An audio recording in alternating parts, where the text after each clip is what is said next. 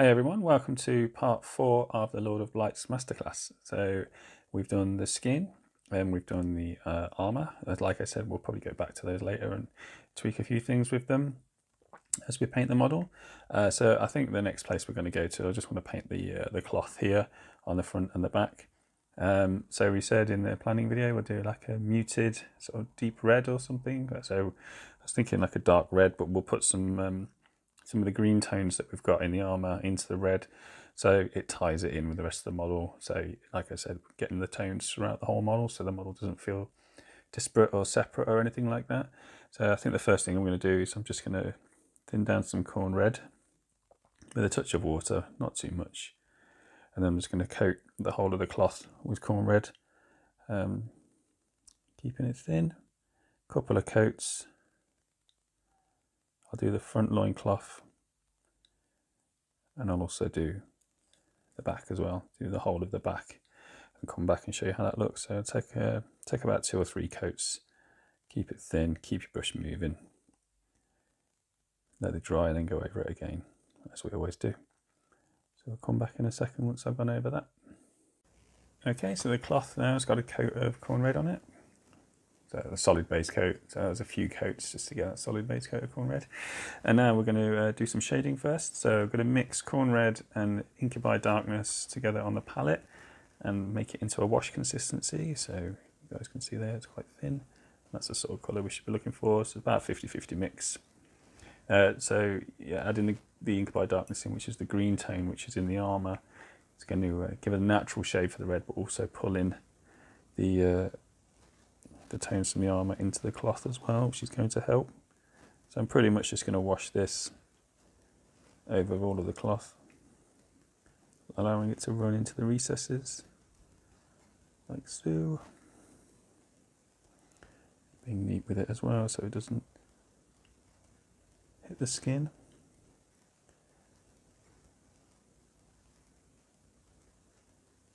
And I'll do that with the back as well. We'll wash it over the whole area and we'll let it dry and we'll come back in a minute. Okay, so the wash is dry now, so you can see that there. It's just give us a nice natural shade for that red. It's sitting quite nicely, so we're going to do another shade now. So just thin down some black paint. We're getting that sort of consistency, sort of wash consistency again. And then we're just going to recess shade there, the darkest recesses, the deepest recesses on the cloth. So selective washing now. So not all over, just where we want it. So we're going to go in those holes.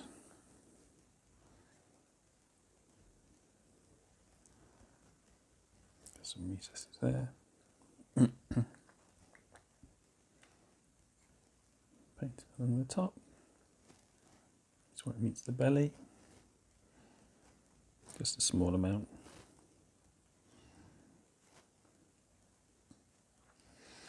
And then do the same on the back. So just with the thin black, just going in the deep recesses.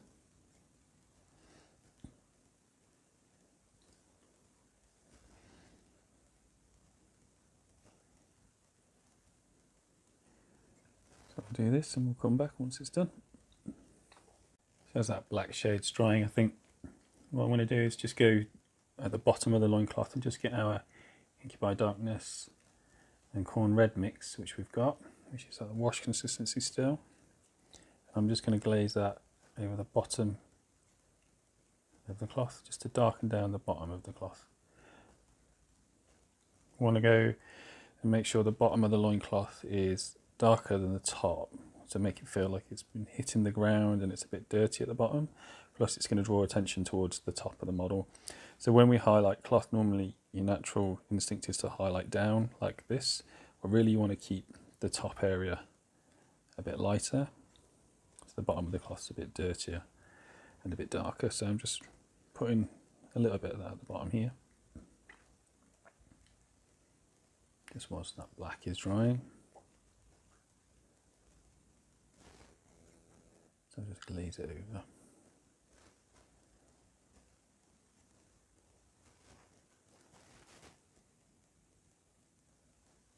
So we'll let that dry and we'll go into some highlights next for a little while. You guys can see the bottom is a little bit darker than the top now. Okay, so our shading is dry now. So we're going to do some highlights. So thin down some corn red. So we've got a nice sort of thin consistency. And we're going to start highlighting the cloth now. So just concentrating on the raised areas, leaving our shaded washes and the recesses. Just carefully picking out the raised areas of the cloth. So we want the cloth to be quite a dark red still, so this is normally just a highlight now. We're going to go over the whole thing.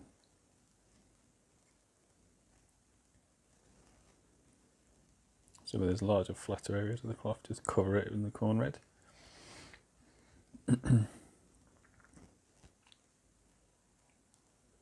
So when it comes to the bottom area now, just try to, if you can, highlight upwards, and we're leaving the darker colours at the bottom of the cloth. So don't go all the way down. You can see what I'm doing here. Just highlighting in this middle section.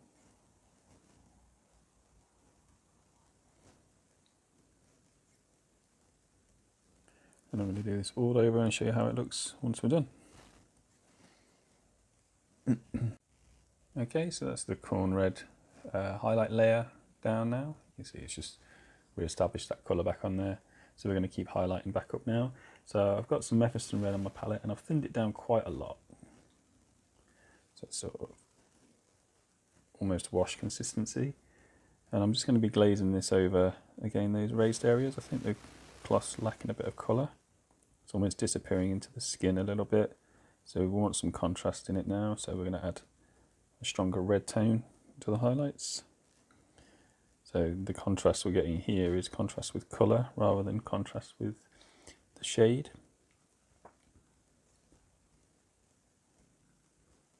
I'm just going to add this over, glaze it over a few times, just to punch a bit of colour into the cloth. So I want it to be a bit more red. So I'll go over all of this.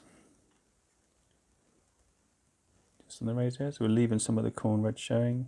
So we're going a little bit higher with our highlights. Let it dry, go over it again until you're happy. Same here, so working upwards. So not painting too far down. Just into the raised areas there. So I'll go over the cloth and show you how that looks in a minute. Okay, so the Mephiston red highlight's done now, so I'll just show you guys there. So it's more of just a glaze over really, just to get a bit of colour back in.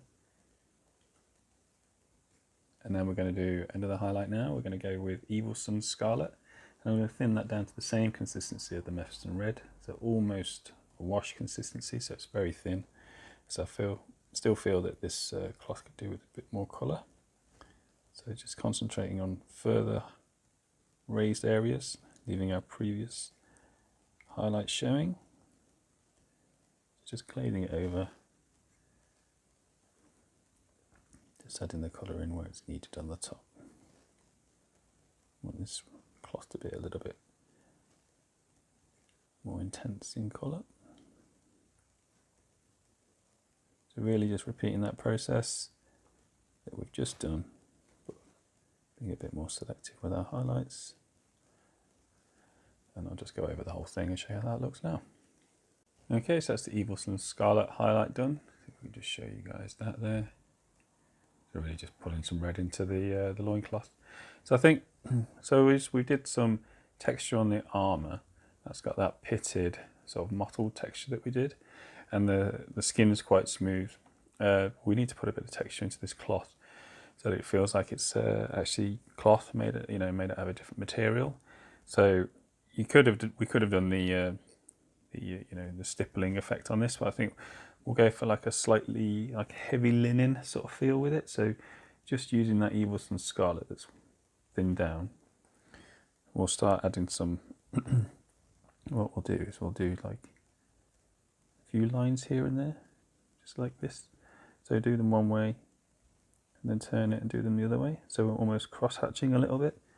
It's going to be very subtle to start with, and we'll do a little bit more. Well, if you just do it over where the darker areas are, just a few lines, not a lot. Cross it over.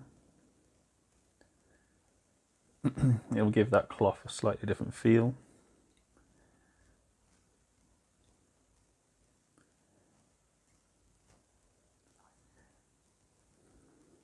It's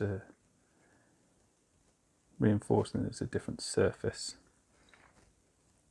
made out of a different material, so on the back as well. So one way first, like so, and then the other way.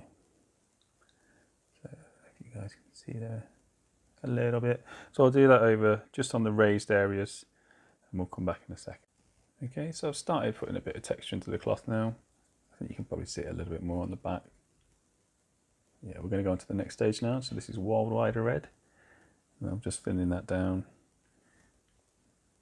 with a bit of water. And then I'm going to start picking out a lot of the edges for highlights now. So rather than, because if I go over the whole area that we've just done, we're going to lose the red. So I'm just going to go to the edges, just pick out the edges of the cloth. And the very sharpest raised folds and creases in the cloth.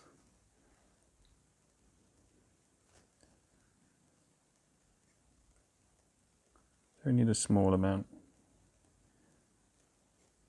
We don't want the cloth to turn orange.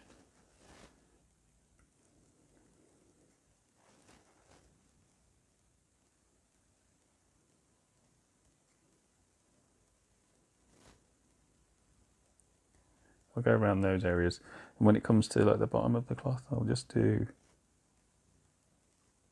out the corners, and then I might start picking out the detail at the bottom, just to show what's going on at the bottom of the cloth. Just very faintly, just a little highlight here and there.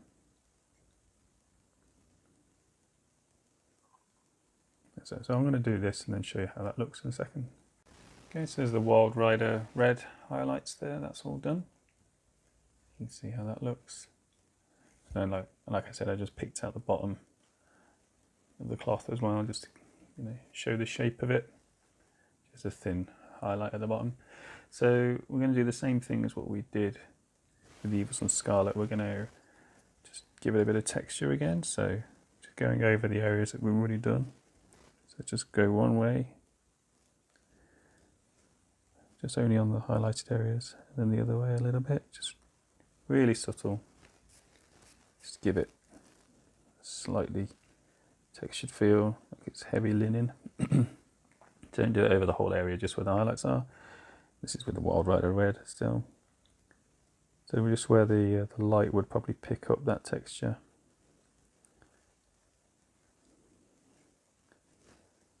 A little small amount of cross hatching, like so. And I'll do this on the highlighted areas and show you how it looks in a second. Okay, so that's the Wild Rider Red texturing done there. You can see it's still quite subtle, but it's there, and it's making it feel different to the armour and the skin. And that's the main thing we want. So we're going to highlight again now. So I've done a 50-50 mix of Wild Rider Red and Kislev Fletch, and it's given us a natural highlight. So rather than going for the oranges, I've just mixed in that flesh tone just to give it quite a natural sort of highlight there.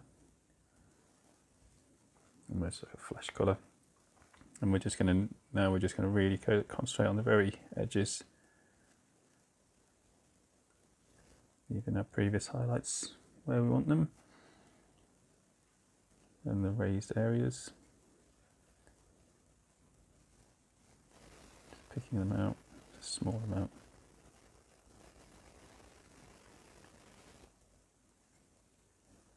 Leaving some of our previous highlights showing. So I'm going to go around the loincloth and do this first, and then come back. Okay, so that's the Wild Rider and Kislev Flex mix there, just on the edges. See that I've just picked out very raised areas. And then we're going to just use a bit of that thinned mix now. And we're going to go on the very raised bits of the textured areas that we've done. Just go over those. It's really subtle now. Tiny little lines. Just where the highlights would be the strongest. Don't worry about those lines being exactly over the last ones you did. It's the texture we're after. It's not supposed to be like a pattern. So I'm going to go over all of those areas. You can see what I'm going to do, and I'll show you in a second. Okay, that's the texturing with that mix done now. So hopefully you guys can see that. So we're just going for a different feel with the cloth. So last highlight with the cloth now, just on the very extreme edges, and here and there like a dot highlight. We'll just do a bit of Kislev Flesh. It's very thin. So like just find the corners, maybe here. It's the very sort of tips of the cloth. And maybe where the folds are the most raised. So this is just a very small amount. I'll go and do this and then come back and show you how it looks then.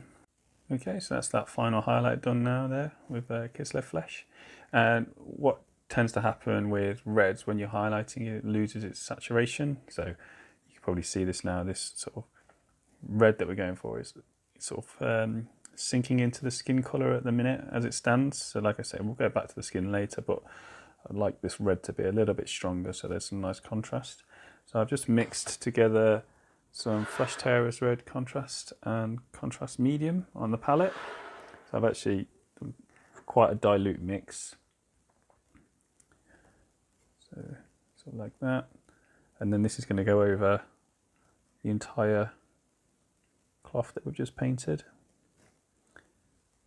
Even the recesses, the whole area. I want to make that red cloth nice and strong now, so it doesn't appear washed out. Just one coat over it and that will do fine. It shouldn't be destroying any of our work that we've done. It should be just making that colour nice and strong.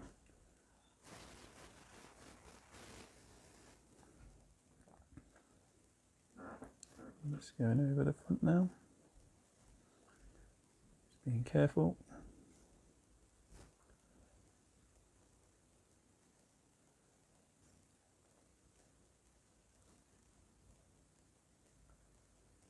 Keep your brush moving, try not to let the contrast paint dry until you've done the whole area. That's the trick with contrast paint.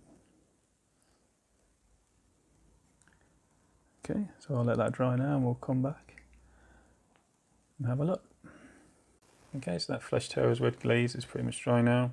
You can see it's just made that red a little bit stronger, so it's popping out from the green and the skin. And as I always do, I'll take some photographs and then we'll do a recap of this part in a minute. Okay guys, there's pictures now of the finished cloth. I think in the picture it comes out a little bit more red than what it is in real life. So if yours is a bit darker, that's fine. You can see the fine cross-hatch texturing that we added, which gives it a nice different feeling to the armour and the skin, like a heavy linen. I'll put up close-ups and reference pictures on my Instagram so you guys can check those out as well. There'll be a link below. And I'll see you in the next tutorial for the next part. And take it easy until then, and I'll see you soon. Bye.